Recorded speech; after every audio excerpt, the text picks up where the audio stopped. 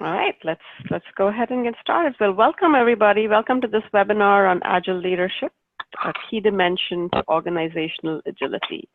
I'm so glad that you were able to join us. Some of you are, if you're on the East Coast, it's your lunch hour, and appreciate that you're choosing to use your lunch hour for this. And for those of you who are not in this time zone, I guess you're actually joining us during your workday, and I appreciate that as well.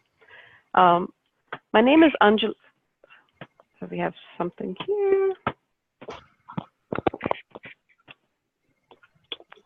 Hi, Jennifer.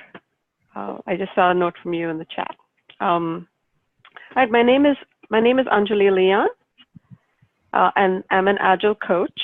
I run a boutique training, coaching, and consulting practice that specializes in agility, creative collaboration, leadership, and value delivery. And I partner with the wonderful leadership and executive coaches at PeopleTech, and we've created some unique programs for Agile leaders and Agile teams. And today I'm thrilled to be with you to talk about Agile leadership. This is a topic that's gained more importance because of the vital role that leaders play in our organizations today, and organizations that are moving towards greater agility. Today we're going to explore the role of that Agile leader. And we'll see what traits are needed to kind of develop as an effective Agile leader. We also have on the call someone who's assisting me on the call. Her name is Charis Thomas. Charis, do you want to tell us a little bit about yourself, and then anything that we need to know about the Zoom technology that we're using today? Absolutely. Good afternoon, everybody. This is Charis Thomas. I'm on the customer support team with PeopleTech, and I'll be kind of driving things, so to speak, from a technology perspective, working with Anjali. I'm based out of Orlando, and really it looks like everybody's kind of figuring out everything as far as Zoom goes okay. The only thing that I did want to make you aware of is that we are recording the webinar today. We had a few folks that wanted to be with us but weren't able to make it, so for their benefit, we're recording it so that they can learn as well. So other than that, welcome, and we're glad to have everybody. Cool, awesome. So some of you might realize that this webinar is a little bit different from others. We have a smaller group. We intentionally keep it as a small group so that we can encourage some interaction and questions from you. So if you do have a question, you know, if I'm in the middle of talking and you have a question, you might want to just put it in the chat, and then when it's a good time, we'll address it, or you just let us know you have a question, and then periodically I'll open it up to questions. So you know a little bit about us, and I'd like to know a little bit about who's on this webinar today. And I know that we can't do introductions of everybody, but at least we'll do a couple polls for me to gauge. If people can actually put themselves on mute until they have a question, that would really help. Thank you. You have not entered any numbers. Please re-enter your meeting ID followed by the pound or hash sign. All right, so a couple polls so we know who's on the call, and it'll also help me cater our conversation depending on who's on the call. So our first, Charis, can you pull up our first poll, please? So what's your role in your organization? And if you're in an organization where you're wearing multiple hats, then just pick one that's higher up on that list if that's a role that you serve as well.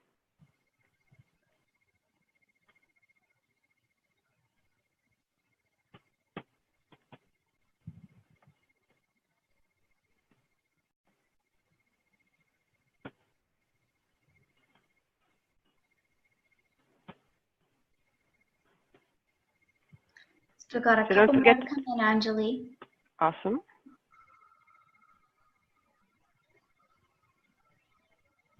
Looks like that's about it. Let me go ahead and share these Let's see the results. Wow, we have quite a range. Awesome, and then we have a few Scrum Masters and Product Owners in the group. Great. Okay. Cool, and then the second question is, what is the current state of Agile in your organization?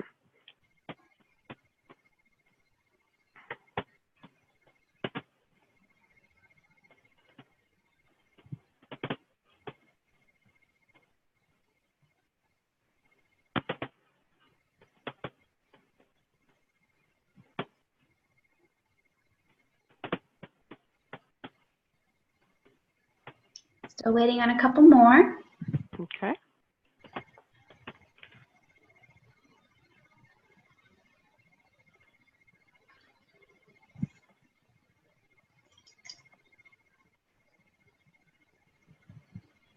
Anybody else?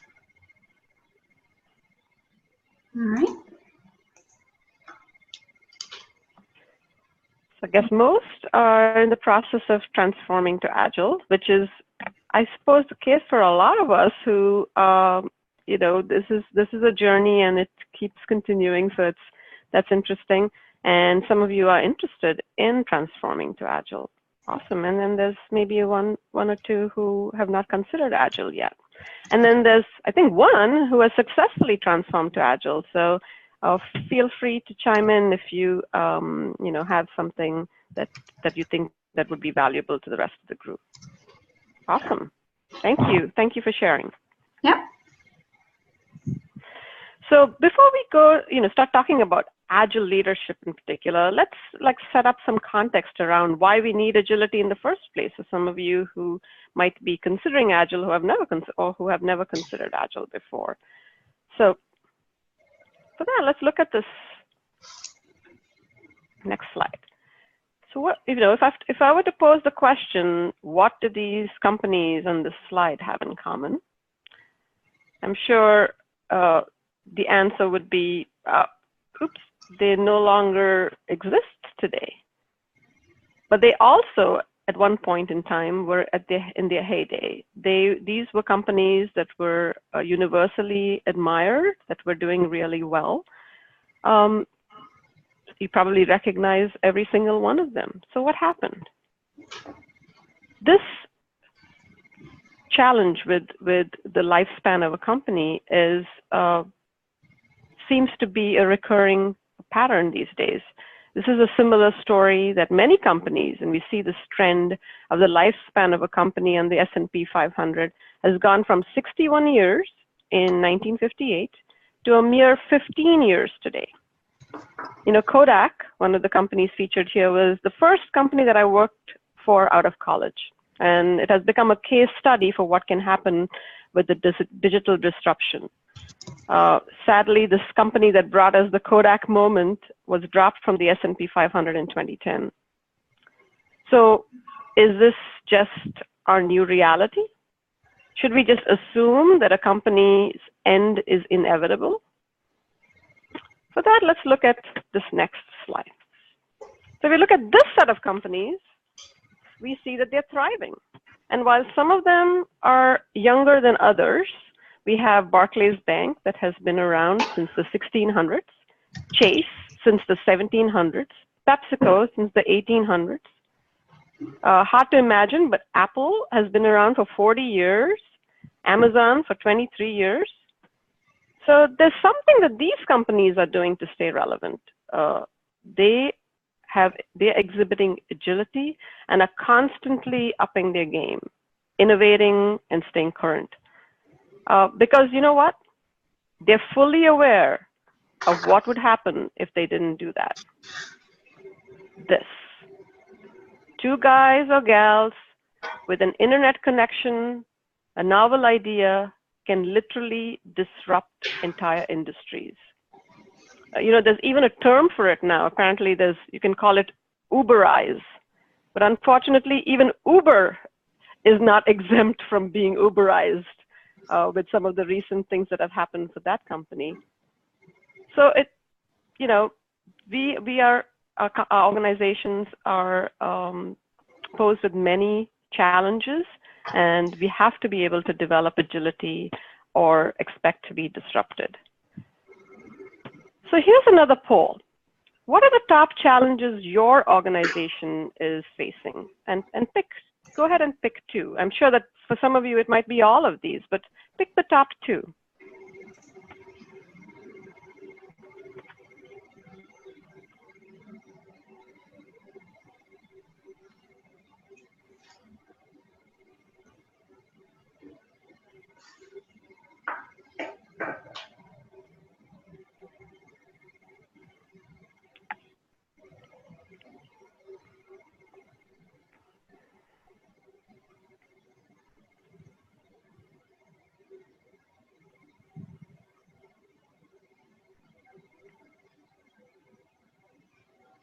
Still waiting on just a couple more. Okay.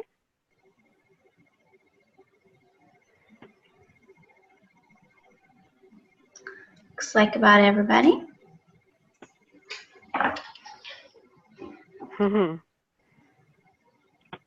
Number 7, I see that in so many companies that I work with, the greater demand than capacity to deliver. Of course, there's many more demands coming our way. And then changing priorities and increased competition. And these are many of the common reasons why many companies are faced with changing either the way they work or how they work.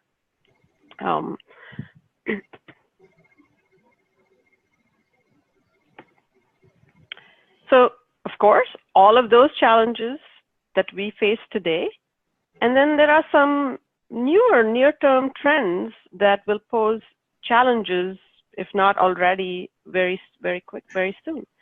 One is global competition. No longer is India and China just the place where that we outsource our customer service or manufacturing work. They are establishing world-class companies that are in direct competition with American companies. A new millennial workforce that, as you know, work very differently. If you were on the previous webinar with Pat Panera, y'all discussed the millennial workforce. This group of people is very different from the Gen Xers and the baby boomers. They are seeking more purposeful work, and they put a much more emphasis on autonomy. They don't really look for a balance of work and life. They want to blend work and life. What does that mean for our organizations? We are faced with a technology-laden future as replacing, mundane, repeatable work is being replaced with robotics and automation. Artificial intelligence and augmented reality are literally changing the way we work. In the future, human potential will have to focus more on creativity and innovation. Our customers are so aware of what's going on. They have so much information. They are highly demanding, and they'll not sacrifice loyalty for the next coolest thing, unfortunately. And then there's the trend of growth that is towards a gig economy. If those of you are not familiar with this, these are about contingent workers or contract workers, and people are choosing to work in this mode. And the trend is showing that by 2020, 40% of the workforce will be contingent workers. And we have to figure out how to manage, track, and engage this type of workforce. It's going to be drastically different from what we face today. So right there, we know the one constant between what we're facing, based on what we're facing today and the near-term trends, we can definitely count on the one constant being change. So many organizations, they've adopted some lightweight, what we call iterative and incremental methods and frameworks to be able to get their workforce to be able to address some of those things that you posed, changing priorities, managing capacity to the demand, etc. Some of them include stuff here, Scrum and Kanban and Crystal and Lean principles, Lean Startup. I don't know if people on this call are familiar with this. And then there are companies that also scale this up across the organization with some scale frameworks. You might have heard of SAFe or LESS or Nexus. But this is not enough. We are faced in a world where there's increasing volatility, uncertainty, complexity, and ambiguity. These 4 terms are combined to be, there's a term that they use for this called VUCA, V-U-C-A, that stands for these 4 words, and that comes from the book Team of Teams, a really, really good book by General Stanley McChrystal. So in order to be able to thrive in this increasingly volatile, uncertain, complex, and ambiguous world, our organizations are set up with an assumption that we can predict the future. The way we work, how our organizations are structured, etc., assumes that we can predict the future. Now, the reality is that the future is kind of unknown. And perhaps because of that, we need some new habits, some new attitudes, a shift in our mindset, going from a mode of predict and plan to sense and respond. And many of those processes, those agile processes, are set up to be able to do, to move to sense and respond, but we do need much more than that. Now, organizations themselves need to be able to operate with this new mindset. They need what we might call a new operating system. So at this point, I'm going to see if there's any questions from anyone before we move into understanding organizational agility. Does anyone have any questions?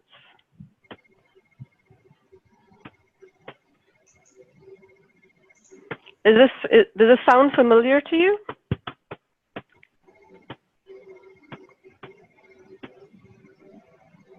Yeah, Anjali, this is Terry. I have a question. You said that the contingent workforce is expected to be 40%. Mm-hmm. Do you know what it is today and when you think it will reach 40? So from the trends, it's expected to reach about 40% in 2020. I don't know what it is right now, but I think that pace is actually accelerating very fast. People are choosing, especially the millennial workers, are choosing to work in the mode of independent contractors as opposed to being employees. And so this might be pretty high even now, but 2020 is not that far away, I guess.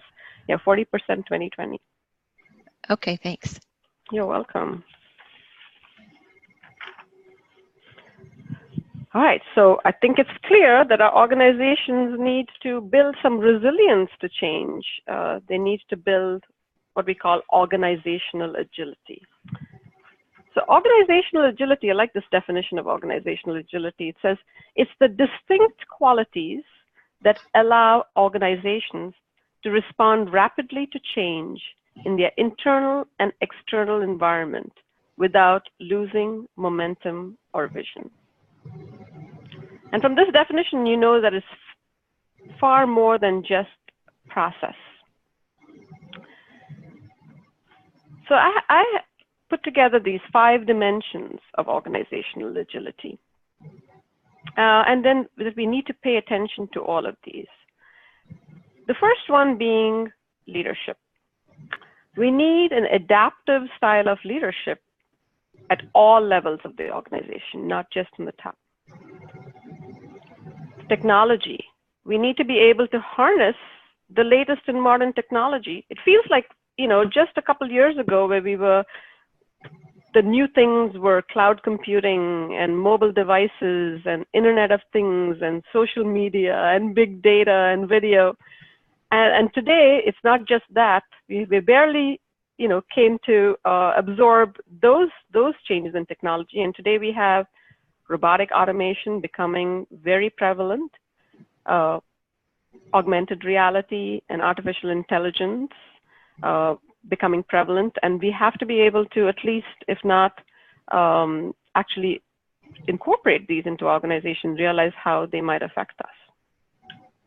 Process, of course, lightweight, agile business processes. These processes that can stimulate innovation while still maintaining momentum with the existing business. And then processes that are able to mobilize knowledge workers to solve complex problems effectively and efficiently. Culture, a flat structure that promotes self-organization, decentralized decision-making, and a fail-safe environment in which people can innovate and learn. And last but not least, innovation. Companies have to be able to leverage all of these things: technology, processes, diversity of ideas, creativity and collaboration to create new products and channels that were not accessible or conceivable before. All these 5 are interconnected and interdependent. That's why they are dimensions. And so they have to all work in conjunction with each other. And they all apply with each other. We need leadership in all of these areas. We need technology in all of these areas. And it all starts with a deep awareness of your strengths and weaknesses, awareness of your customers and users, awareness of the marketplace and competitors, and awareness of the latest technological advances. Today's session is going to be focusing on that one dimension, the dimension of leadership. So in my work with companies, who are on their journey towards an agile way of working, I notice some recurring patterns, and it's the challenge agility. These similar patterns have been seen in other surveys, and in this particular survey that comes from a company called Version 1, they put out a survey on the state of Agile throughout the world every year, and this is their results from their 2015 survey. And you'll notice that at the very top, and this is consistent in many, many, many different surveys, is the ability to change organizational culture. And also featured is an active resistance from middle management. So agility, requires the shedding of old beliefs and paradigms, attitudes and behaviors that once served people. But unfortunately, they're no longer applicable in today's complex and changing world. So leadership is needed. Leadership can provide that stable foundation so that the organizations can keep its balance as it tries to respond to change. And this type of leadership is not just needed in the C-suite. This type of leadership is necessary at all levels. And when there's a lack of this kind of leadership, it comes through loud and clear. And we've seen recent examples of that with what happened with United Airlines and Uber, that top level leadership culture penetrates throughout the organization and people respond in suboptimal ways. So let's look and see what that leadership looks like in an agile organization. So number one, we need leadership that recognizes that agile is a journey. With this journey, it's not just a matter of recognizing that there's a need for organizations to change and put in place some process and adopt some technology to be able to do that. We have to bring along everybody in that organization. We have to get the right, like in the book Good to Great, Jim Collins says, we have to get the right people on the bus and the right people and all the people moving along in the same direction. So that leadership needs to provide a compelling vision. And through that compelling vision, they can provide some steadfast support for agility. And then they need to communicate that vision and inspire people so that there's alignment throughout the organization. And so everybody is moving in the same direction. And Steve Jobs was, one prime example of a leader who was able to do that very effectively. We need leadership that creates a trusting and safe environment where people are able to embrace an agile mindset, where people are comfortable with uncertainty, they can experiment, they feel safe to experiment and fail fast, or where there is an expectation of continuous improvement and learning is celebrated, and where decentralized decision-making is the norm. Send decisions down to the people who have the most information to be able to make those decisions. And then everyone can align to a common vision, focus on value, and master resilience. Some examples of this exist, in many organizations where they ensure that they create a blameless culture. One of them that you might enjoy is from the CEO of Etsy. Etsy is a company that some of you might be familiar with, all of you might be familiar with. Actually, people are able to sell their artists, their creations on this site. the CEO of that company, Chad Dickerson, said they create a blameless culture. And they even have something called a 3-armed sweater award. And they instilled this award because there was one of the engineers who actually, I think through some wrong click, actually deleted the entire database that did not allow any Etsy employee from accessing the site. But instead of terminating that employee, they actually gave him this 3-armed sweater award. To say, you know, yeah, that was a mistake, but that was a spectacular mistake, but they were able to recover from it and, you know, not let that situation happen again, put in place what was needed to not let that situation happen again. So in a way, this employee, they saw it as this employee helped them see a vulnerability in their system and likely will never make such a mistake again. So he got the 3-armed sweater award and he stayed on. We also need leadership that has courage to make organizational structural changes. Agile organizations need a flattened structure. They need to tear down silos and optimize flow throughout the entire system. Sometimes they have to challenge some and discard some traditional roles that are no longer aligned to the dynamics of future work. And they also have to have the foresight to invest in the right technologies and retain great talent. An example of this type of leadership is from Tony Hirsch, who is the CEO of Zappos.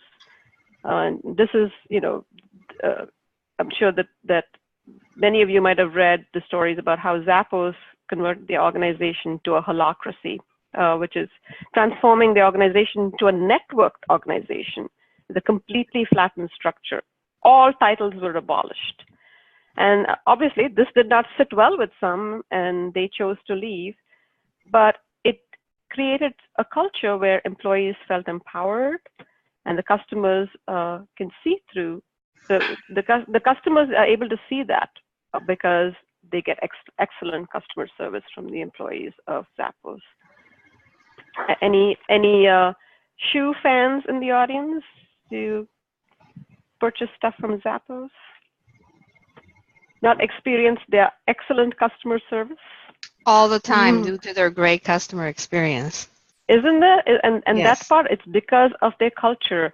I've even heard where they are empowered to, you know, to do whatever they need for the customer, including somebody who had called in, and I think they had recently lost a parent or something, and through the course of the conversation that came up, and this employee sent that customer flowers in the mail. So they are empowered to be able to make those kinds of decisions. So pretty interesting culture there. You know, change and agility brings about a lot of change, and change is hard for people. This is a process that all of us go through when we experience change. Some of us go through it faster than others. Whenever a change is imposed on us, we go through denial and frustration and depression before we can actually come out of it and start experimenting with whatever the change is until it gets integrated into our normal way of life. And leaders who understand this and are able to recognize where people are at in this change curve can really do a lot to help bring people along and help them move through this curve faster and help their organizations reach a new state faster and a little bit easier. And then we need leadership that can build and sustain empowered teams. So we know agile organizations are about small, self-organizing, self-managing teams, and we need the right leadership to be able to build and sustain them. Just this morning, actually, I was reading an article where the Clorox CEO, Benno Dorer, I did not know his name before that, but anyway, he received a 99% approval rating from his employees. And this is what he said about how he is able to do that. He says he focuses on professional development, transparency, and his vision for the company as some of the top reasons that he excels. He says, I leave it up to my people on how they accomplish what it is that they want to accomplish. So try to empower people to do what they do best. He says, I just stay out of their way and create a real supportive environment. And this is something that's in common with many companies that are successful with their agile leadership. They trust the employees and they give them the freedom and the responsibility to be able to step up their game. Another example is with Netflix, whose culture is, they actually publish their own Netflix culture book. And so their culture is very well known for people who like to study this kind of stuff.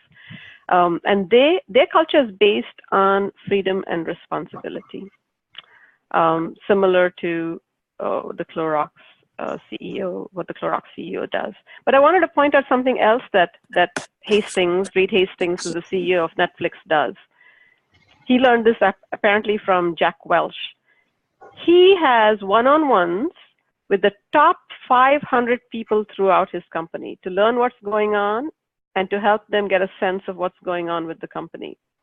Jack Welch topped that actually he did one-on-ones with 1,000 people in his company. That's pretty amazing.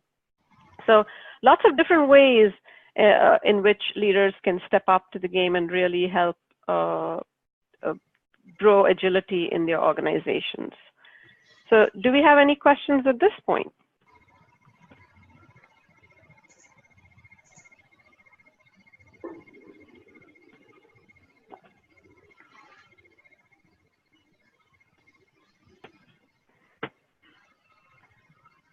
So what do you think about agile leadership?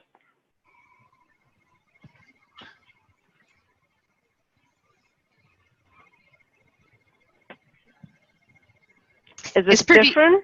Mm-hmm. Go ahead. In my opinion, in my point of view, it sounds really, really great for changing an organization, and in order to survive, the coming threats that we have. But it has to be a concept that is completely spread around the organization. Yes. It just can't be in the product development area. It seems to me that it has to spread, marketing, sales, services, all over. Absolutely. In order to be successful. Absolutely. Yeah. Mm-hmm. Mm-hmm. All different departments, but also throughout the organization, down to the worker. Every single person has to exhibit this type of leadership within their circle of influence. And it's not just about surviving, it's about thriving. I mean, you can see all these changes as a real opportunity to do some amazing things. It doesn't have to be just a matter of survival.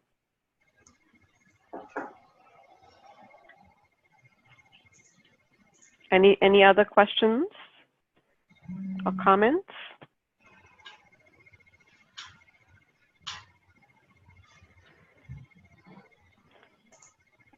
So, hi, can you hear me? Yes. Yeah, I'm kind of curious in terms of, how different companies review their employees based on this new agile methodology. Mm-hmm. Some companies are using a bell curve, which doesn't, to me, encourage teamwork. That's right. So it's interesting. I know that it's in some organizations who are very successful use that bell curve. Amazon being an example, I think every year, this is at least what I have read and have heard about them, that the bottom 10% of the employees are let go every year. So regardless of how well you do, you might end up falling in the top. If you have awesome employees, you might end up being pretty good and fall in the bottom 10%, and that can be incredibly, I would say, demoralizing, like you said, and is not conducive perhaps to teamwork. but it is the culture that that organization set.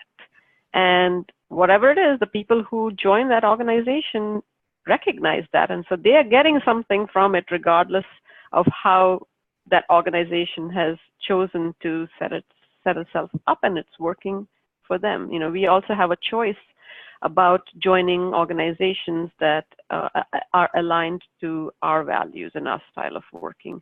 So with organizational agility, it's sometimes it's not, we see that it's not the same size fits all.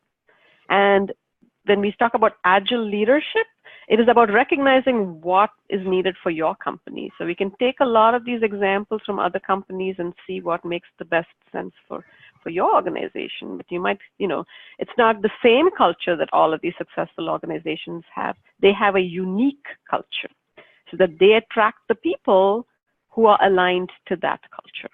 Just like in the case of Zappos, right? There were many, many people there, right off the bat.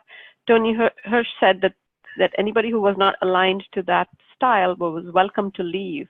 And they lost 14% of their workforce right at the very get-go. But he wanted to get the right people on the bus, the people who were aligned to that way of moving forward, which was his, you know, his vision for where he wanted that company to go. And those people who were aligned to that, it worked out incredibly well for them, and they are thriving in that environment. And for others, you know, they choose to seek a different environment. But it's much better to know what is that direction that your company wants to go in, and then be able to make that choice. But great, you know, really good comment. Many organizations are choosing a 360 feedback mechanism in order to be able to get feedback on, you know, each one's performance.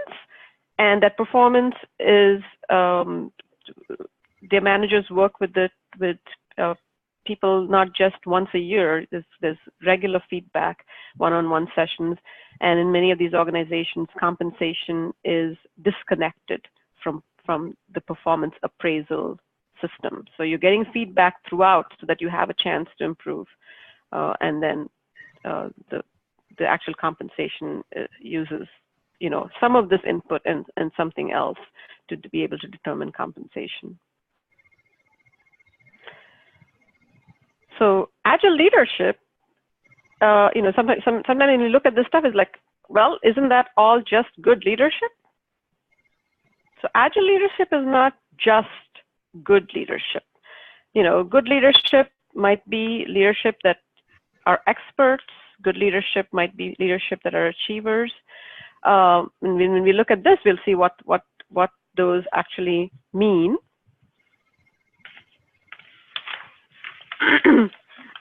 So in most cases, our leadership, you know, we step into leadership roles because we are excellent tactical problem solvers, or we are achievers who know how to execute on the strategy and produce results. With agility, we are called on to expand on those capabilities, to really step into a visionary and facilitation-oriented stance, where we are able to empower other people and build experts, achievers, and other catalytic leaders throughout the organization. And agile leaders, while they have the capabilities of an expert, achiever, and catalyst, they build acute awareness to know when to step into each of these roles. So sometimes they need to step into the role of expert. Sometimes they need to step into the role of achiever, but that they have expanded their capabilities to spend a lot of their time operating in this catalyst mode, that of a visionary and facilitation-oriented leader. And you'll see that only like 5% of leaders today actually have built up the capabilities to also be catalysts. So there's a huge opportunity for people to step up their game and expand their skill set as leaders. So here are some of the traits of an effective agile leader. Number one, from all of the stuff that we talked about, I think this has become very clear. They need to be acutely aware and informed. They have to build a deep awareness of themselves, their strengths, their natural tendencies of how they approach things, and what might be holding them back. They must understand the people and the systems that they interact with and lead.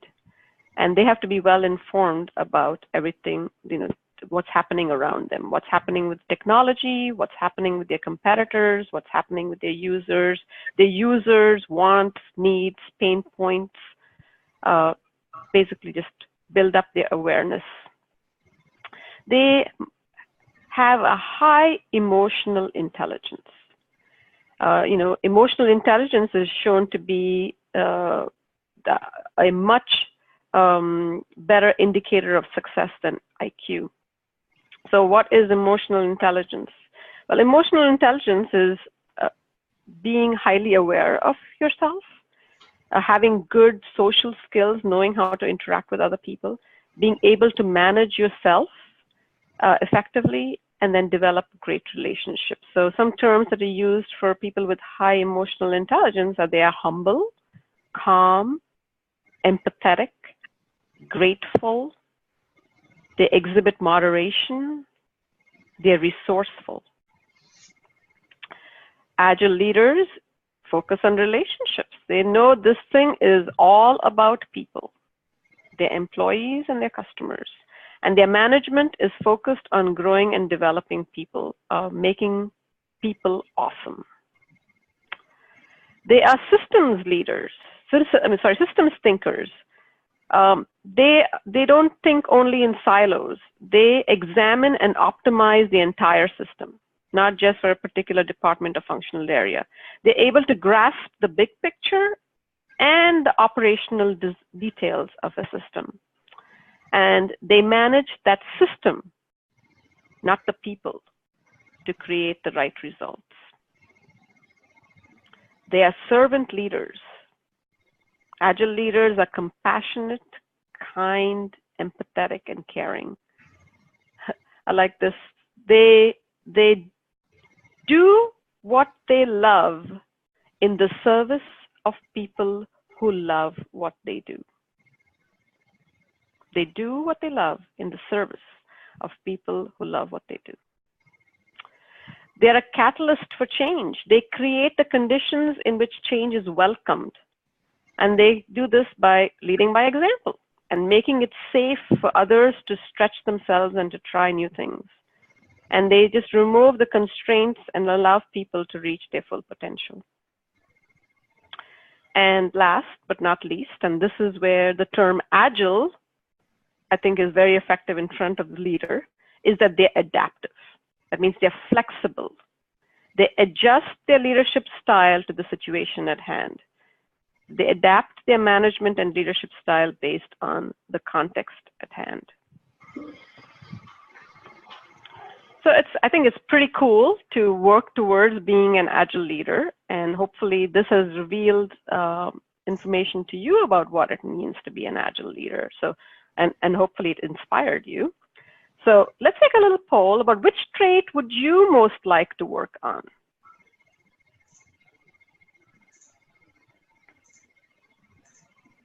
Next, I would say.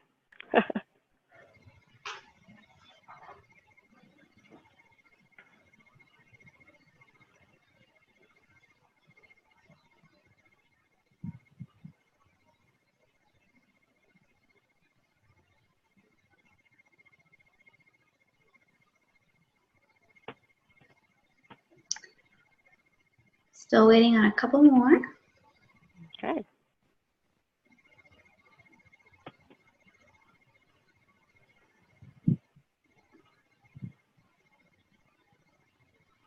There we go.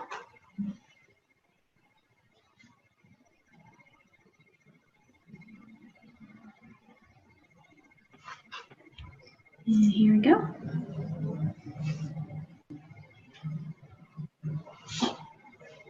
Cool. Systems thinking and catalysts for change. Those are the, I would say, the more challenging ones, but fabulous. Excellent.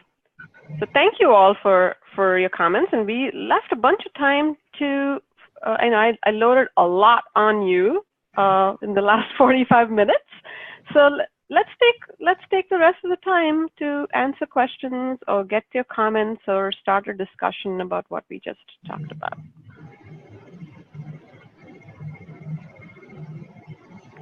And I'm happy to go back to any of the, the slides so we can elaborate on it some more.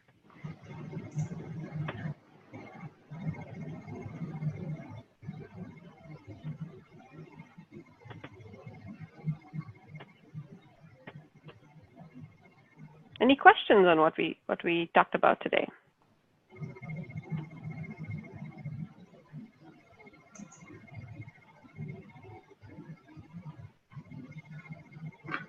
For the person who responded, now we'll know who it is though. The person who responded that they have had a successful Agile adoption, what role did leadership play in that?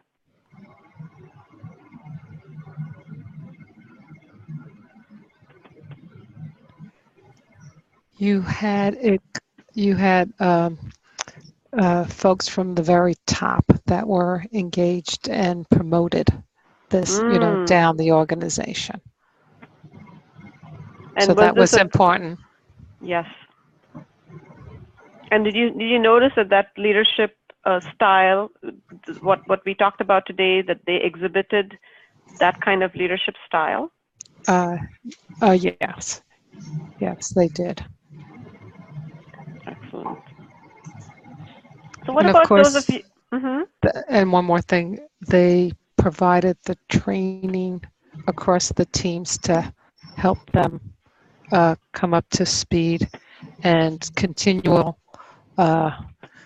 office type hours, and they engaged other companies to come in and coaches, for example, to help make sure that people understood what needed to be done to be successful. Excellent. That's awesome. That's really important. So for those of you, many of you who are going through an Agile transformation now, what are you noticing about leadership in your organization?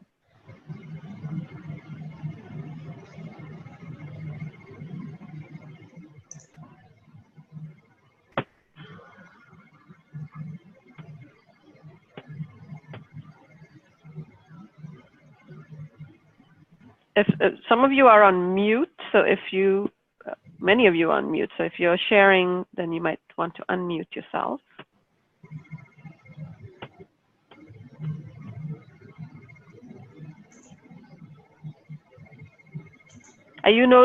So for those of you who are going through a transformation, an Agile transformation yourself, are you getting the necessary support you need from your leadership? Or if you are a leader, are you exhibiting these kinds of behaviors to help with agility in your organization?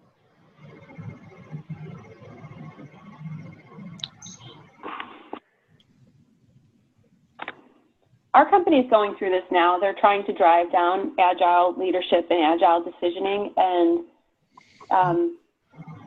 I think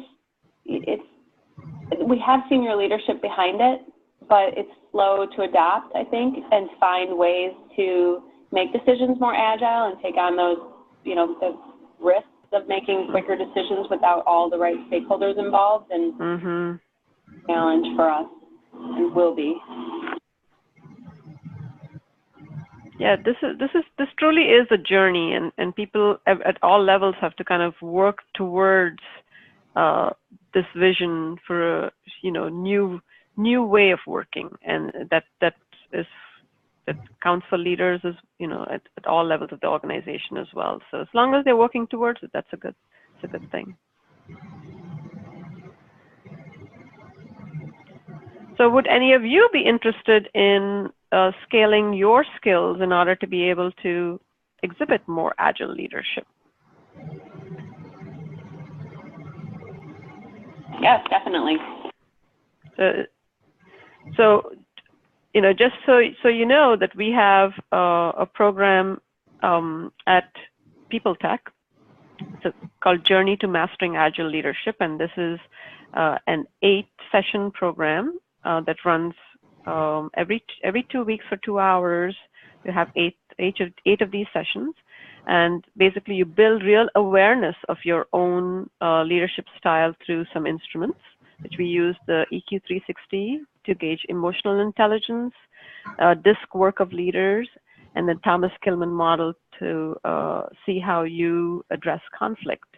And using the results from these instruments, we cater the coaching sessions to bring in what we need for an agile leader, and about how your particular style itself. So we have 8 group coaching sessions, and then we have 2 one-on-one coaching sessions, one with an executive coach and one with an agile coach during this program. So we're going to have a new cohort group that's going to be starting this in the fall. So if any of you are interested, please feel free to reach out to any of us and let us know, and we will be happy to provide more information to you or go through a few more details of that program with you. Very good.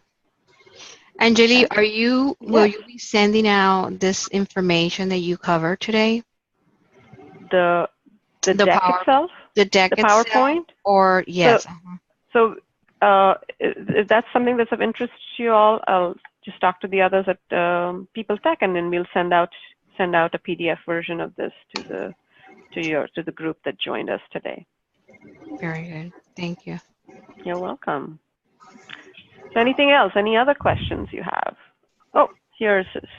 We have something here that says, with concepts like self-directed teams and holacracy, where decisions are made locally, how do organizations keep everyone also focused on a bigger picture strategy that's alignment with overall vision and goals? Well, that's exactly it, right? That's why the very first thing about an agile leader is to provide that vision, that North Star about where we are going. Everything down from there is aligned to that North Star. So your strategy, your portfolio is aligned to this vision. Your products are aligned to the portfolio, which is aligned to the vision. And then, so all the decision making is really aligned to decisions that were made at the higher level, right? So people have to be fully aware of all of those things, the vision, the strategy, and the goals. And once you have that information, you're able to make much more sound decisions. Transparency is a big thing. So transparency and then feedback loops. So that if you've made a decision that just happens to be the wrong decision, that we know about that fairly quickly. And so agile teams and agile organizations create as short feedback loops as they possibly can. The shorter the feedback loop, the more likely you are to be moving in the right direction because you're able to self-correct. So that's it. To be able to, you have to all, and leaders need to be communicating that vision and where you're going constantly and creating alignment constantly. Just saying it one time and assuming that everybody got it, unfortunately, does not work. So this is a continued dialogue, and hopefully it's a two-way dialogue so that you are also getting feedback from the folks on the ground so that you know whether they got what you intended for them to get. I hope that answered your question. I guess it was Donna. Good one, though. Anything else? Any other questions?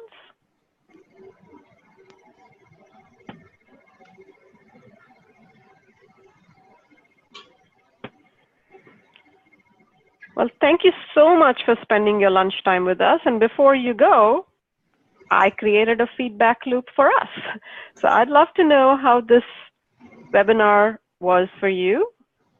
What was the return on time invested for you spending 55 minutes of your afternoon on this webinar?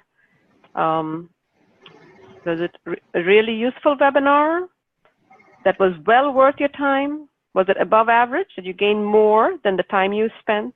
Average? That you gained just enough to be able to make it worthwhile.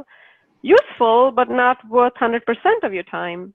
And 5 is useless, and you gain nothing, and you basically were just having lunch and listening to somebody speak.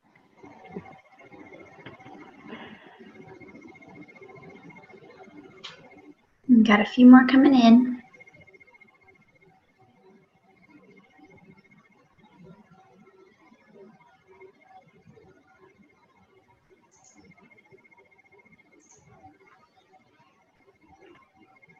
All right. Well, thank you. At least 42% found it incredibly useful. And thank you so much. At least it was everybody found that they gained more or as much out of this as the time that they put into it. So thank you so much, all of you who attended today's webinar. I hope you'll join us for future ones. And feel free, create a feedback loop. Let us know what you want to hear about, and we'll create something for you. So thank you all, and hope to see you again soon. Thank you. All right. Thank you. Thank you, Anjali. You're welcome. You're welcome.